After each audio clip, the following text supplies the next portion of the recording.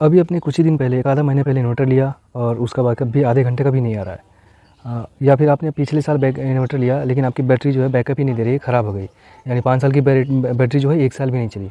या फिर आपकी बैटरी लगातार ओवर चार्ज हो रही है, पता ही नहीं चलता आपका इन्वर्टर चार्ज कर रहा है नहीं कर रहा है। आपने पहले 150 एएच की बैटरी लेके रखी थी, लेकिन अभी वो 300 एएच का आपने लगा दिया, उसके बाद भी बैकअप नहीं आ रहा है। एकदम नया इन्वर्टर लाया जो पिछले महीने ही लाया, लेकिन लगाने के बाद भी आधे घंटे का भी बैकअप नहीं दे रहा है। आपका लोड बहुत मिनिमम है, नॉर्मल है। इस तरह की स्कैम, इस तरह की प्रॉब्लम्स हमेशा आती रहती है इन्वर्टर खरीदने के टाइम पे, इन्वर्टर इंस्टॉलेशन के टाइम पे।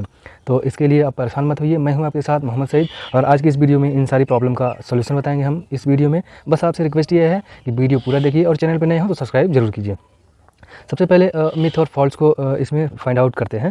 सबसे हमारा जो देखिए ज़्यादा प्रॉब्लम आता है हम इन्वर्टर का सिलेक्शन के लिए। कुछ पार्ट हैं, कुछ पर्टिकुलर इस वीडियो में पार्ट हैं वीडियो के, उसको हम एक एक करके डिस्कस करते हैं। जैसे कि नंबर 1 सिलेक्शन की बात जब करी जाएगी आपकी लोड के हिसाब से, तो आपको कैलकुलेट करना बताया जाएगा कि आपका लोड कितना है, उसको कैलकुलेट कीजिए। उसके हिसाब से अपनी बैटरी का एएच निकाल लीजिए, एम्पियर आवर जिसका होता है। जैसे 100 एएच आता है, 200 AH, 150 AH, 180 AH, ampere hour जिसको बोला जाता है। यही चीज़ हमेशा कैलकुलेट कराया जाता है। दूसरा हमारा बहुत ज़्यादा अगर डीपली किसी को एक्सप्लेन करेंगे किसी वीडियो में, तो बता देंगे कि आपका इन्वर्टर का कैपेसिटी क्या है। जैसे हमारा 600 VA का अगर इन्वर्टर है तो अप्रॉक्सीमेटली 500 वाट तक का लोड दे सकता है।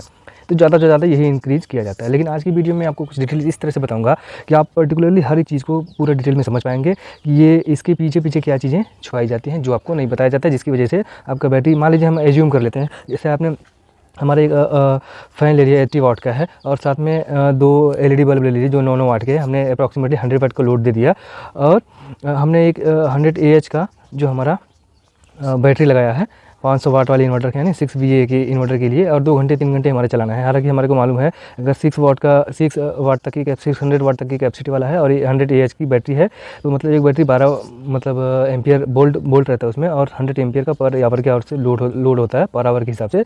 तो 1200 वाट की कैपेसिटी हो जाएगी हमारी बैटरी की। तो अप्रॉक्सीमेटली अगर 600 वाट का लोड 2 घंटे की तक चलाया जाता है तो हमारी बैटरी जो है 100 AH 2 घंटे का बैकअप देगी। हालांकि हमारे पास 100 वाट का ही लोड है, तो अप्रॉक्सीमेटली 12 घंटे का लोड हमारे को चलना चाहिए इस इन्वर्टर से। लेकिन हमारी बैटरी 2 घंटे का भी बैकअप नहीं देती है, 1 घंटे की भी बैकअप नहीं देती है। क्यों नहीं देती उसको हम आपको समझाएंगे।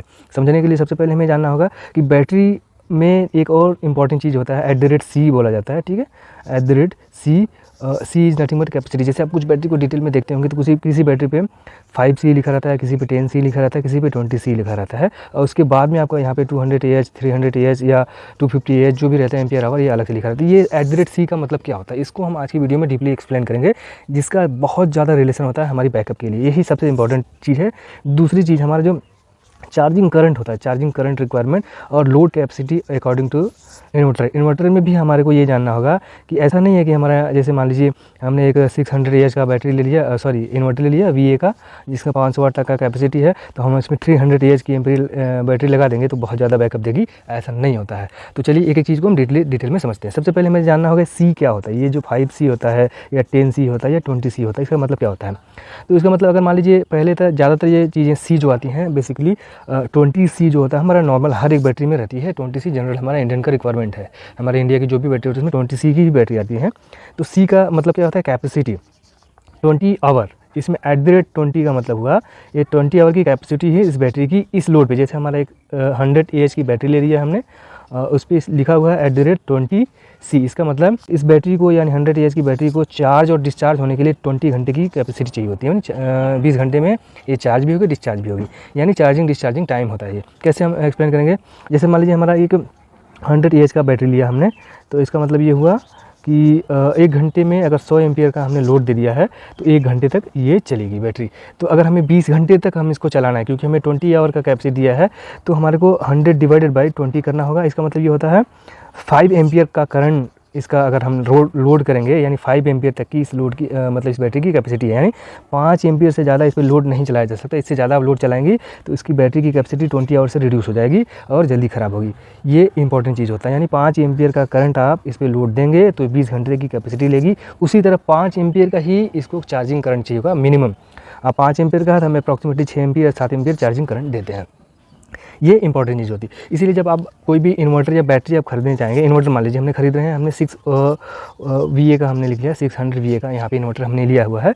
तो इसकी कैपेसिटी अप्रॉक्सीमेटली 7 एम्पियर या 10 एम्पियर, कुछ पुराने जो हमारे इन्वर्टर आते थे ये इसमें 30 एम्पियर तक की कैपेसिटी होती थी। तो ऐसे में क्या हुआ, हमारी बैटरी जो होती है ना वो डैमेज हो जाती है, क्योंकि इसमें हायर एम्पियर मतलब एम्पियर देंगे तो हमारा चार्ज तो होता है, लेकिन ओवर चार्ज होने की वजह से बैटरी की कैपेसिटी डाउन हो जाती है। तो पुराने जो इन्वर्टर होते हैं उसमें प्रॉब्लम ये आती है। दूसरी बात जो यहाँ पे आ रही है, जैसे हमने 600 AH का हमने एक लिया है इन्वर्टर, इसकी कैपेसिटी 100 AH से लेके 150 मैक्सिमम 180 तक की कैपेसिटी दे सकते हैं बैटरी।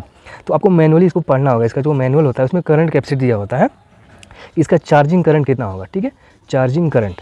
तो अगर मान लीजिए इसका चार्जिंग करंट हमारे जैसे यहाँ पे हमने एक्सप्लेन किया @20, तो इसका मतलब 20 आवर तक हमें इस बैटरी को चार्ज करना ही है। उससे कम में अगर चार्ज करते हैं तो ये बैटरी बैकअप नहीं देगी। तो अगर 20 आवर तक हम चार्ज करना है हमारे को, तो इसका मतलब हमें करंट भी उसका लिमिटेड में रखना होगा, यानी हायर करंट अगर हम दे दिए 20 एम्पियर 30 एम्पियर का, तो बैटरी ऑटोमेटिक डैमेज हो जाएगी, क्योंकि बैटरी तो ऑटोमेटिकली फुल चार्ज होगी 2-3 घंटे में, लेकिन उसका साइकिल कंप्लीट नहीं होगा और वो डैमेज हो जाएगी। जिसकी बैटरी की वारंटी आपकी 5 साल रहेगी, तो वो 1 साल भी नहीं चलने वाली है, ख़त्म हो जाती है बैटरी।